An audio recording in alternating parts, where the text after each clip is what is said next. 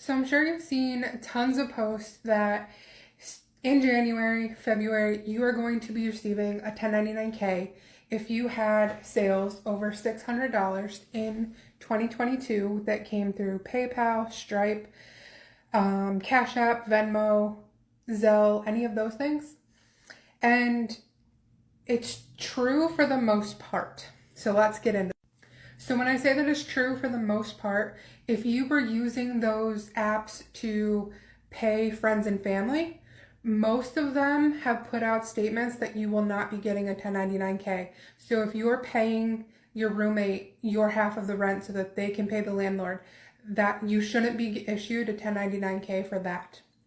If you're splitting the cost for meals or reimbursing a friend or family for something they paid for you, you shouldn't be getting those. These statements have been issued by, I know Venmo and Cash App for sure, that you shouldn't be getting them. If you do get them, there is a way to let the IRS know that it wasn't actually income. But let's go back to what a 1099K is. A 1099K is a statement that shows you received credit card payments through these apps that totaled more than $600.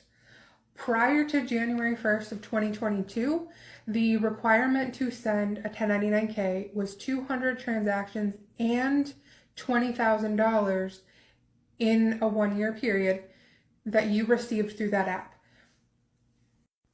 But due to so many more people working online, doing online business, the IRS realized that there's a lot of people that are not reporting their income because the requirements to issue a 1099K are so high.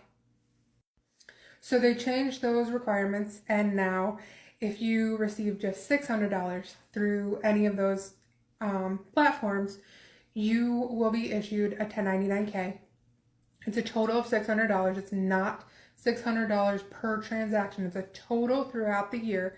So January 1st, 2022 to December 31st, 2022, if you receive $600 or more total, then you will be getting a 1099K that will let the IRS know that how much you received, and then you have to match that statement on your tax return when you file your tax return.